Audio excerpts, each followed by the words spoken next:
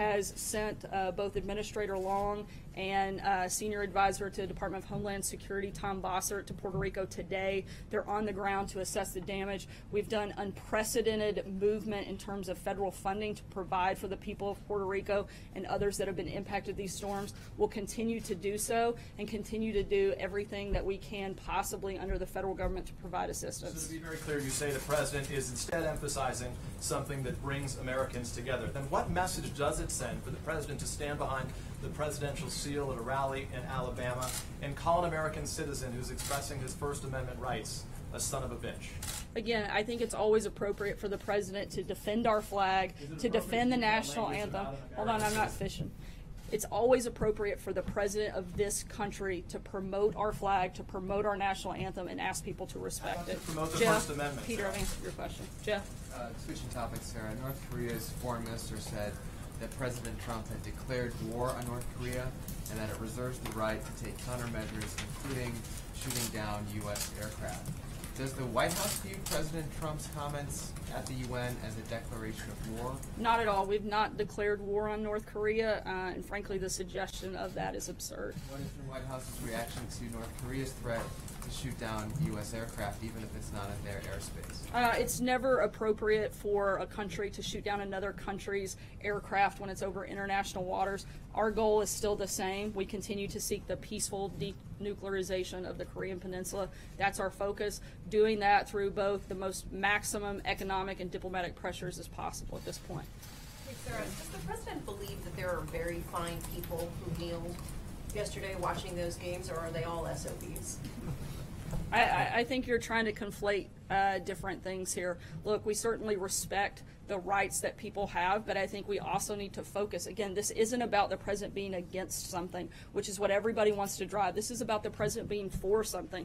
This is about the president being for respect in our country through symbols like the American flag, like the national anthem, and the hundreds of thousands of people that actually stand versus the few hundred that may have knelt. I want to follow up if I can. The president said that kneeling has nothing to do with race. Colin Kaepernick took to his knees in these games, many of these games, specifically because he said black people in this country were not being treated fairly by police. How is that not an issue of race? I think that the focus has long since changed, and certainly the message and what a lot has been communicated over these last several weeks through this process, through this protest by these players. Mario. Sarah, from this podium, you've often expressed some frustration about the media not focusing on the agenda that the president has, substantive issues, things he wants to get done, tax reform, health care, etc. When did the president decide at this rally that he was going to spend so much time talking about the flag itself? And doesn't that distract from the things that you are trying to accomplish this week, whether it's tax reform or health care or the efforts in Puerto Rico or the showdown with North Korea? Look, I certainly don't think that talking about the American flag is a distraction for the President of the United States. Again, this should be something that every American can get behind and support and celebrate, is national pride in our country, and supporting those that have fought and died to defend it from all different backgrounds. And so I think, again, that is certainly should be a priority of the president. But you act like that's all he did over the weekend. We also did a lot of other things that are continuing to push forward on tax reform, continuing to push forward on health care, continuing to push forward on the safety and security of the border in our country. He came to the rally with that in mind, though. That was a point. He said, I want to put this in the headlines. I'm not sure when that decision was made. I wasn't there, but I know that it's a priority for the president to always defend our flag, always defend the national anthem, and certainly to support the men and women in uniform. Jennifer. A couple questions, if you don't mind, Sarah. On the German election, has the president called Merkel yet to congratulate her on her win? I know they spoke on Friday, and they're working on timing for a second call of congratulations, but I don't believe that's taken place yet today. Why not yet? I mean, she won on Sunday. Is there a particular reason why he hasn't called No, her? I think they're just working on the logistics piece of both leaders coordinating. So. And then on tax reform, can you say when the president was briefed on the Big Six's plan? Has he signed off on that? Does the president have a final plan now for tax reform? I know he's had quite a few conversations with members of his team, both Secretary Mnuchin and Gary Cohn. those will continue, and he'll make those announcements on specifics on Wednesday in Indiana. Mike? You addressed the LA Times report over the weekend that the president was warned by top aides, including McMaster, not to provoke Kim, particularly in the United Nations speech, and that it would because of that, it would potentially backfire. I'm sorry? I missed the first part of your question. I'm sorry what you said. The LA Times report that the president was warned not to provoke Kim Jong-un in his United Nations speech because that it would potentially backfire, and now we see that they've taken this as a declaration of war. Sorry, as I've said many times before, I wouldn't use another news source as your source, but and I pushed back on that story at the time, but that's a false narrative. The national security team was involved and engaged throughout the speechwriting process and was very happy with the president's speech at the UN. Go ahead. Sarah, when Colin Kaepernick says that his protest is about fighting police brutality, fighting racial disparity, racial injustice, you're not taking him at his word. You're saying the focus has long since moved on. But when white supremacists say that their protest is about heritage, not hate, the president does take them at their word. So why is there this disparity about who gets to decide what protest is about?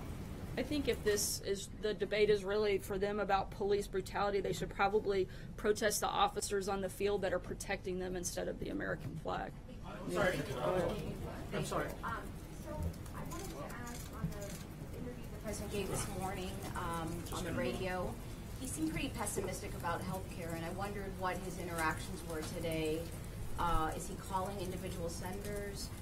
Is the vice president calling? I know the vice president had been doing that. What is his thought today?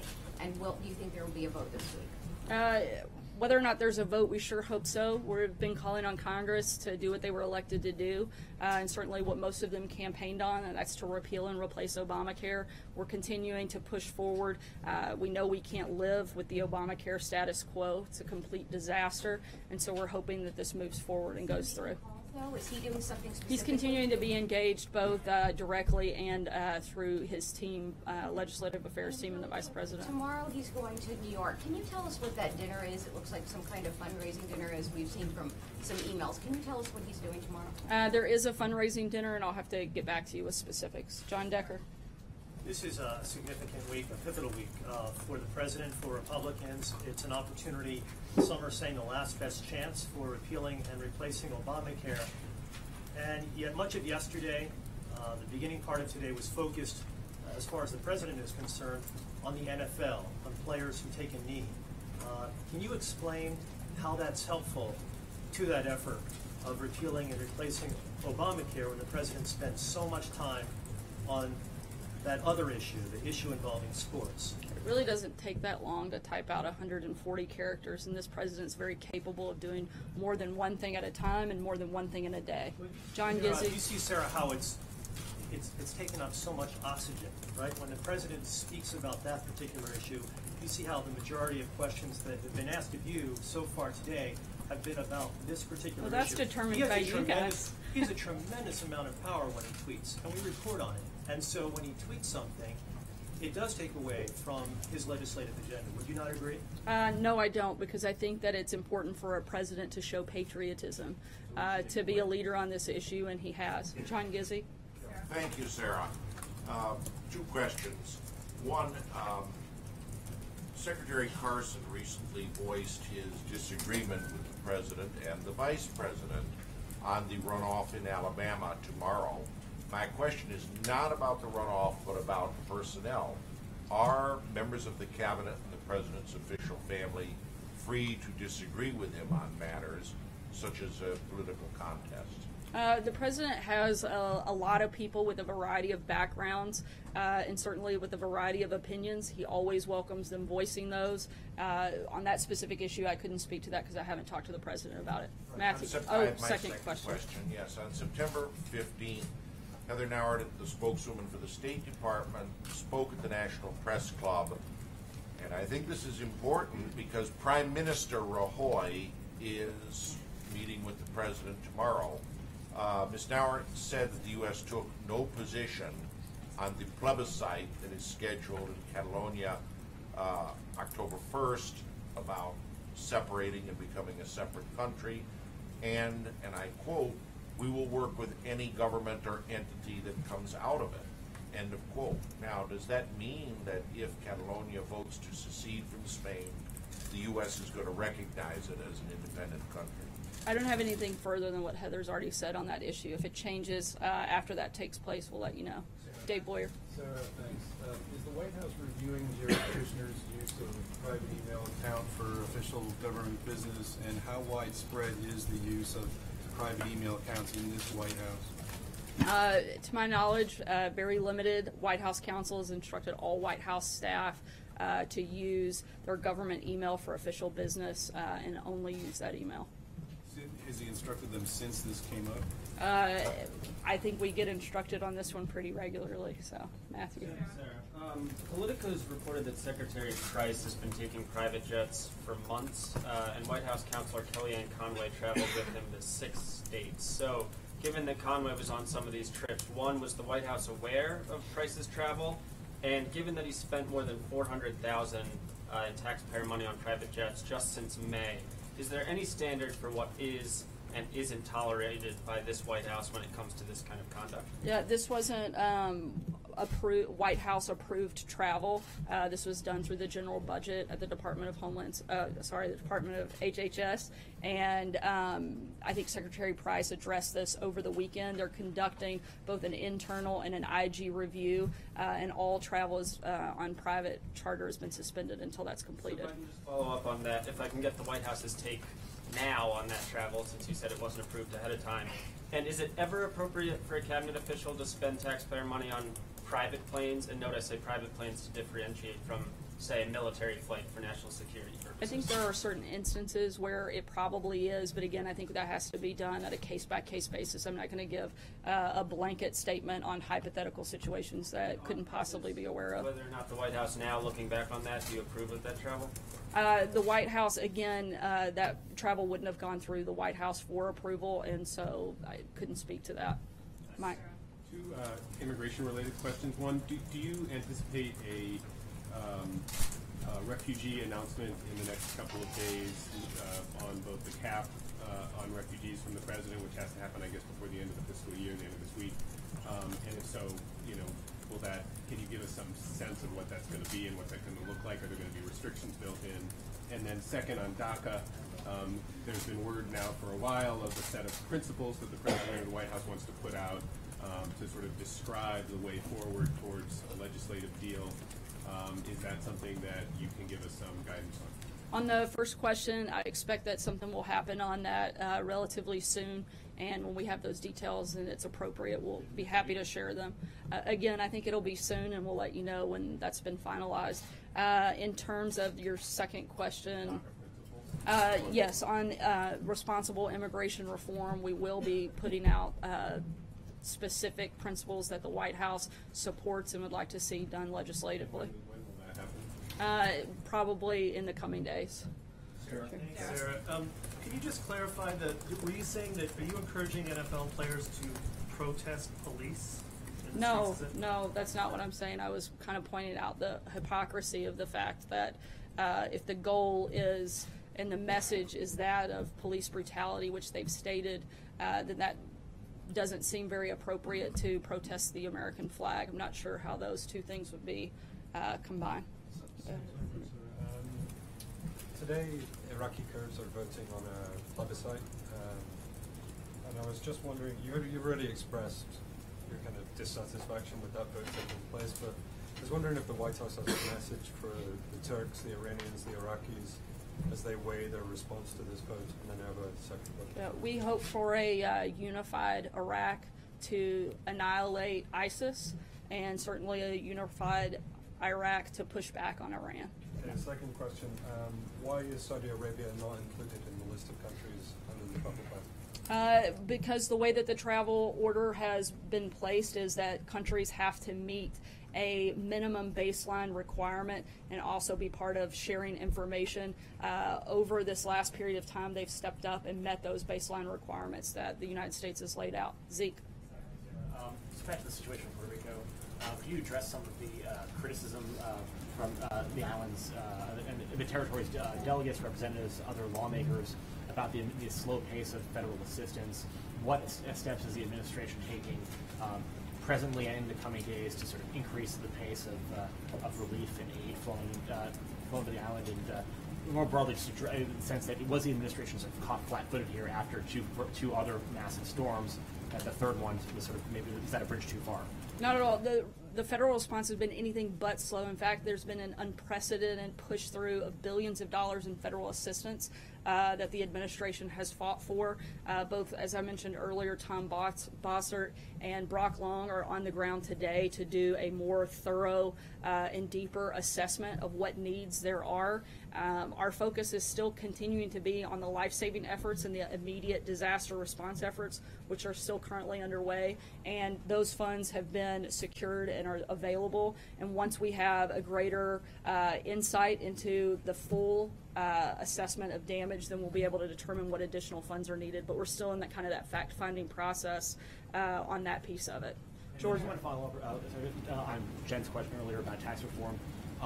You didn't answer her question whether the plan that the president will be announcing Wednesday is finalized. We've heard a number of different statements from the president over the last several days and other administration officials about particularly where the corporate tax rate would be set. So is the tax plan finalized right now, what the president will be rolling out in 48 hours? There are certain details that are finalized, and the president will be announcing those on Wednesday. Jordan? Thanks, Sarah. To follow up on Steve's question on Puerto Rico, what would the administration say to people on the island who are saying there's not enough time to do this big fact-finding mission? There's isolated areas in the island that don't have any water, electricity, gas. There's buildings that don't even have roofs, and there's water coming into houses. I mean, this has all been reported out there in the media. I mean, what would you say to people on the island who say that there's just not enough time and that the aid needs to be rushed there immediately? Again, the response has been at an unprecedented level, and we're supplying federal assistance as quickly as possible. We're going to continue to do that. The president asked both Tom Bossert and Brock Long to go be on the ground and help come back and give us a list of what is needed and that we can turn around quickly. I'm talking about longer term assessment, which simply can't be done in a day. We want to make sure that the funding is provided, but we also want to make sure that we're actually funding the correct things. Sarah. Deb? Yeah. Steve Bannon and another former White House official are supporting Roy Moore in the Alabama primary tomorrow. We also know that Bannon met with Danny Tarkanian, who is challenging Dean Heller. Does the president believe, he talked about loyalty Friday night, does he believe that he owes it to Republican senators who voted for a Senate health care bill to support them? How does he feel about his own people basically supporting a challenger, and has he spoken to them about it? As I've said many times before, due to the political nature of the question, I'm not going to weigh in on a specific race or involvement in a race. I'm asking about a principle here. I mean, the president talked about loyalty Friday night. Does he feel, on principle, that if Republicans vote the way he pushes them to, or wants them to, or asks them to, does he owe them something in return? And does he feel that the people who have worked in this White House should go along with his thoughts on these races? I think that the president feels that he owes it to the American people who elected him, which means they supported the agenda that he was trying to promote. And the more that we have like-minded officials helping promote and push that agenda and pass that legislation, I think the better off we are. And that's certainly the reason that the president was elected. And so I think the more that we can have people help make that successful, that's certainly, I think, a positive thing and the right step forward. Hallie? I want to follow up here. Will the White House commit to releasing Jared Kushner's private emails related to government business? I'd have to ask. I'm not aware of that conversation. Would it seem like something you would do? I mean, given your commitment. Again, to I'm not going to get ahead of a conversation that hasn't taken place. Okay. Will you let us know? Sure. Great. And then my other question too. I just want to suss out, I think, a question that has been going around here today, because you talk about the president wanting to defend the flag. You know, the oath of office was to defend the Constitution. So does the president have a problem with the First Amendment? Not at all. The president is simply stating that pride in our country is a good thing. It's something that we should all celebrate. It's something that should frankly bring us together, not divide us. Standing up for the national anthem, he feels, is a symbol of that. Jim? Just support dissension? Can I follow up on what Hallie was asking? why is it that the president over the weekend is going after, or seeming to go after, African American athletes? And then this morning he's putting out a tweet praising NASCAR, which obviously is geared towards a different demographic, and the way they stand and respect and honor the flag. Is he trying to wage something of a cultural war? Not at all. The president's not talking about race. The president's talking about pride in our country. What you saw yesterday were players and fans of all races joining together as Americans to honor our service members. That's what the president's talking about. That's what his focus is on. As you guys know, the president's got an event here in a few minutes, so we're going to close there. Thanks so much. Have a good day. It is a cultural reference. You should at least speak to that. Tom Brady didn't come to the White House.